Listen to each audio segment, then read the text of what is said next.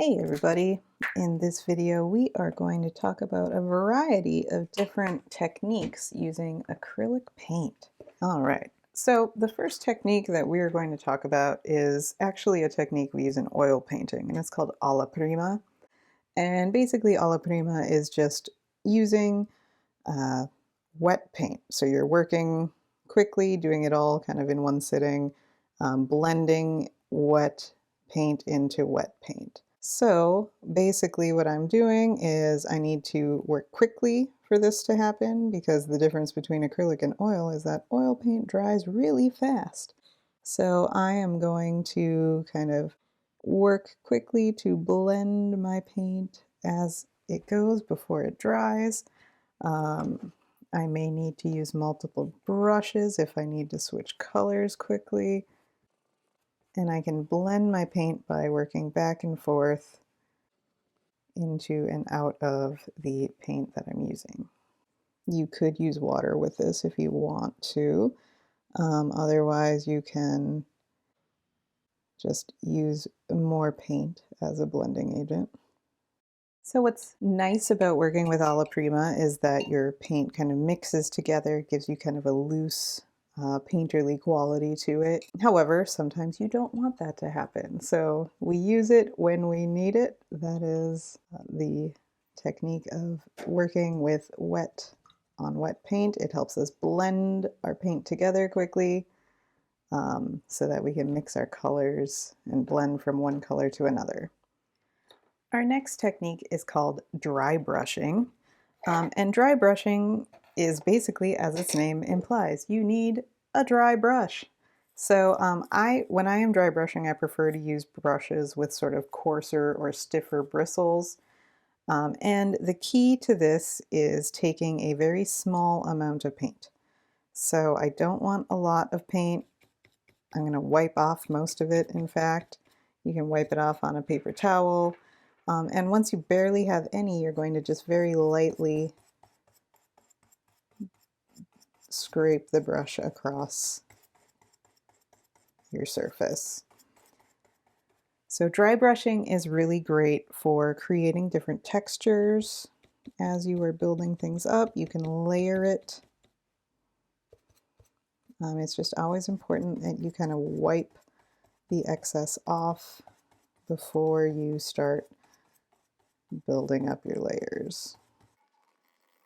All right, now scumbling is very similar to dry brushing, except that we are kind of building a really soft, translucent layer of paint in a more sort of circular fashion. So what I'm doing is I'm kind of working my brush around to build up kind of a little more of a solid, I don't want to say solid, but more filled in layer. So I'm not really seeing my brush strokes per se, but I'm seeing a really soft area of color. So the same process is that I'm wiping off most of my paint. There's barely any paint on my brush. So this is really great for sort of building up slight overlays of color as you're working.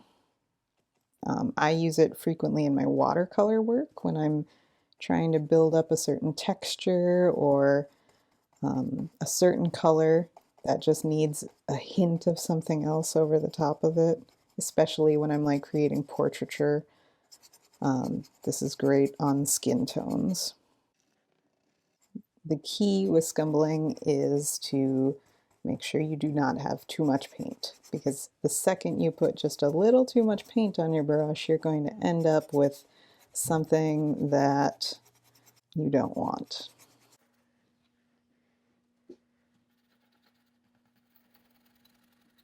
Just like we see with that line. So if you put too much paint on your brush, you're going to have like a harder line where you are trying to create a soft area of color. Our next technique is something we call glazing. So what I'm going to do is I'm going to take some paint and I'm going to water it down. So I'm going to create kind of a watery wash with my paint. And now we just let it dry. That's kind of the key. So much waiting for things to dry. All right, so after our first wash has dried, then we can create a second layer of a transparent wash. So when you're doing this, you can use water to thin out your paint, or you can use like a glazing medium or a matte medium. Like mixing those into your paint can create layers of transparency. So as you can see here, once I layer this yellow over it, we can still kind of see through the paint into the blue below it, and that creates kind of this nice translucency, almost like light filtering through an object. You can even layer the same color over the top of itself to create sort of more intense values. So here we can kind of see that nice translucency that's created by different glazing.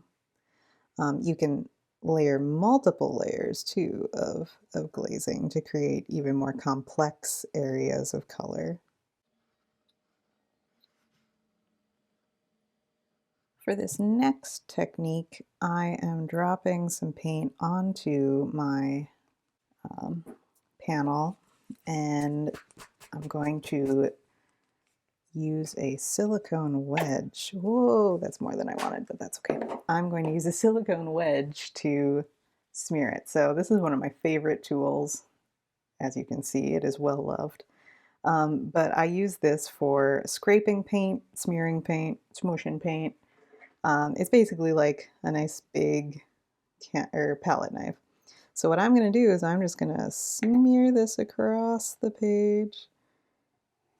Do it a few times. Oh, it's just gorgeous. So I can just kind of pick up the paint and put it back down again with my wedge. And it likes to kind of sit in certain areas and focus on certain spots, just depending on, I think I have some like chunky spots of paint in here, and that is probably what's doing it. But this is kind of an interesting way to paint. It's actually my favorite way to paint with acrylic paint. So this is involving scraping, which is called Sgraffito. So if you have kind of heavier amounts of paint down, I'm just going to take my palette knife and lay some of this down again. And then I'll use my other silicone tool to add a little extra pizzazz to it. So I have one that has little teeth in it too, and I can kind of comb across the page. It works obviously much better with thick applications of paint, so maybe I will add a little bit more paint here. And then we shall scrape away. So with Sgraffito, you can scrape into your paint using really any kind of tool that you can think of. You could use a palette knife, you could use the back end of your paintbrush to scrape and create other lines. You could use pieces of cardboard or mat board or twigs, rocks, like literally anything you can use to smear and push your paint around, which can create some very interesting marks. Our next technique is called impasto, and impasto is generally like a thick application of paint done with either a brush or a palette knife. So for this, you're going to need a heavier body paint, or you could mix in some medium. So you could do like a heavy gel medium. So actually I could do that right now. I've got some extra heavy gel. So with this, as you can see, you can take your palette knife and kind of scoop it out. It's really thick. And then you can mix that into your paint to work with. It's very thick. I'd say it's like, what would I compare it to? Maybe peanut butter. So it's got some oomph to it. So what I can do is I can mix it up on here so you can kind of see it a little bit better. Oh yeah, that gives it some body.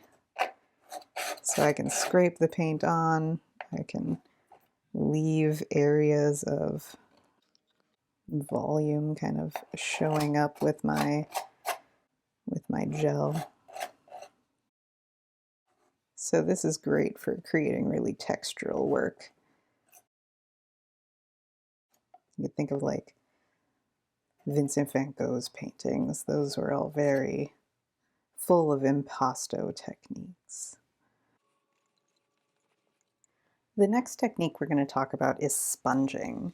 So clearly it involves a sponge. The first thing you're going to need to do is get your sponge wet and kind of wring it out. So it doesn't really work if it's completely dry. You need a damp sponge, so that makes it a little more easy to work with. So once it's wrung out and it's nice and soft, then we can move on to grabbing some paint. So I'm just going to gently take some of the paint off of my palette, and I want to just move the sponge around a little bit to make sure that it's all covered, and then I will be able to lay down areas of color with the sponge. So this is a fun way to blend if you haven't tried it. It allows you to kind of like layer and blend different colors together. And it's a fun way to work with color kind of in a different way. So to get away from working with a brush, this is pretty fun. And it creates a really nice sort of stippled texture. You can continue blending when colors have dried and kind of add more depth to it. And by watering them down and then sponging, you'll get sort of those glazing effects like we talked about earlier. Always remember when you're done to wash your sponge out thoroughly, otherwise that sponge will become basically useless. So take care of them just like your brushes. Our next step would be dripping and splattering. So I put down a wash and it's kind of tacky still, which I actually want. So one thing I like to do with acrylic is while it is still kind of wet, I like to do drips through it to make it kind of loosen up a little bit. So I'm just going to drop some water down here. I'm going to lay it back down again. Just kind of let that water sit there for just a minute. And once I've let the water kind of sit on there, I'm going to take my silicone scraper again, and I could go across or with it. I think I'm going to go across and see what happens. Oh yeah, there, so you can see how the water takes the paint away. So it's kind of like a reverse drip, which is pretty fun. The other way that you can make drips is obviously by watering down your paint. Or you could also mix in, like I have an airbrushing medium, which makes my paint really thin without it kind of losing its intensity. So that's another option. It's kind of expensive, so it's not something I want to use on here necessarily, but I use it when I'm actually creating my paintings. And obviously my yellow is getting mixed in with the blue because that wash is still kind of wet.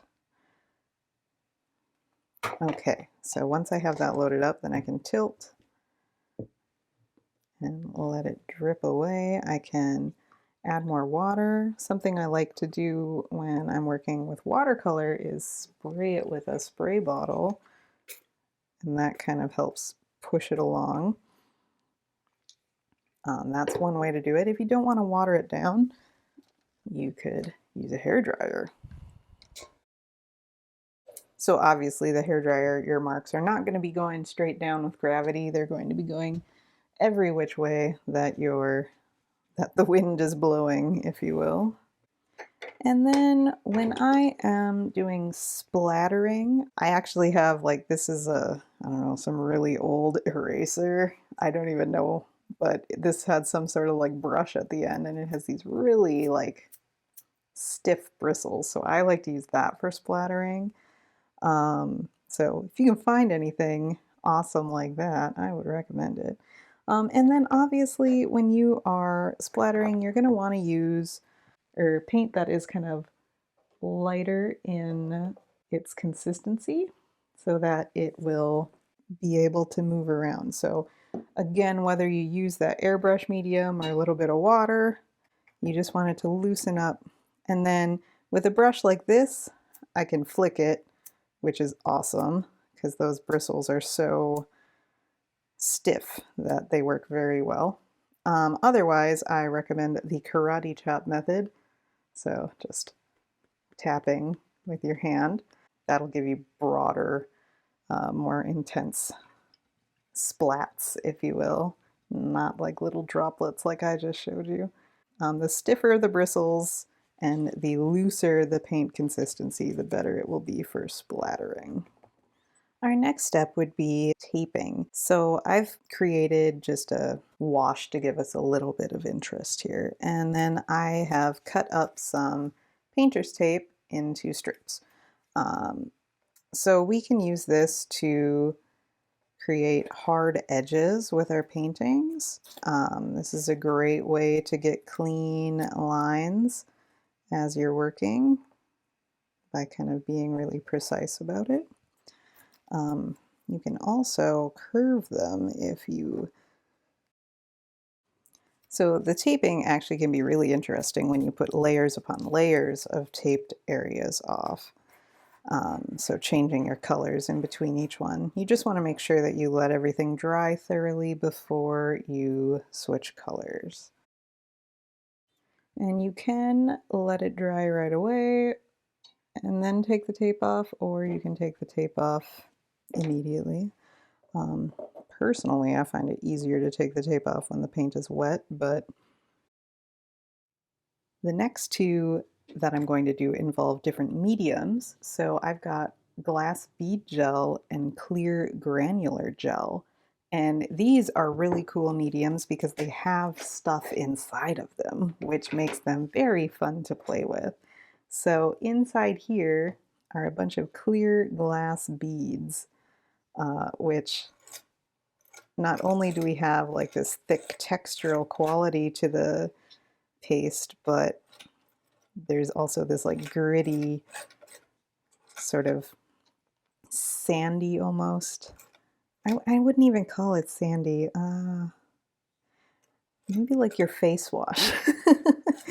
And so this stuff is really great for creating very interesting textures with different washes and such.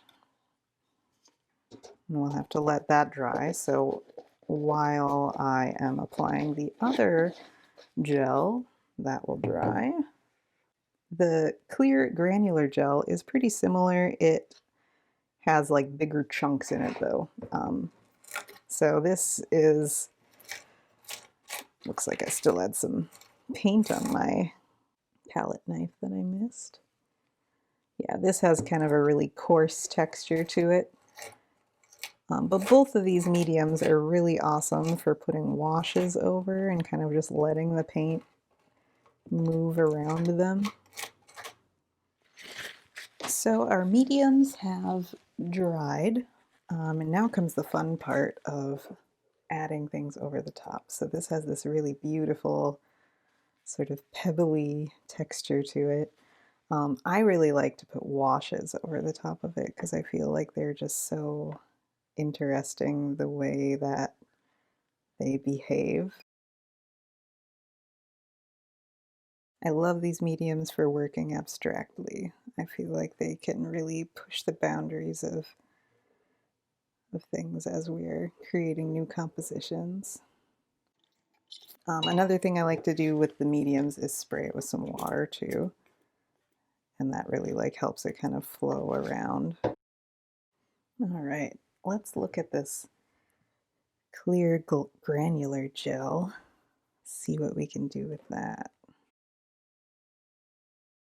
Just kind of let that paint behave like watercolor a little bit. It's much more fun.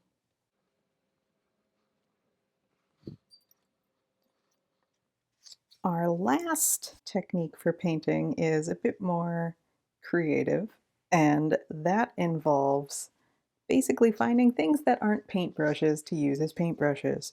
So can you make stamps out of things? Can you create imprints? I have like a chunk of a plant that I killed that I'm gonna use. Uh, I would say actually like probably one of the favorite things I've ever done is to paint with a broom. If you have not done that, you have not lived. It is a pretty magical experience. Let's just get some paint on here. So you can create sort of stamps with paint. I don't even know how this is going to work, but let's find out. Create very organic marks with a terrible noise. Like go outside, grab some twigs. But basically for this one, just kind of look around you and see if there's anything from your environment that could be an interesting material to work with. So I wonder like how the back end of this, oh, that's nice. What kind of marks can you create with the different things in your environment? It might be a bust or it might be really exciting. Well, everybody, that wraps up a bunch of techniques for working with acrylic paint. Thanks for watching and keep creating.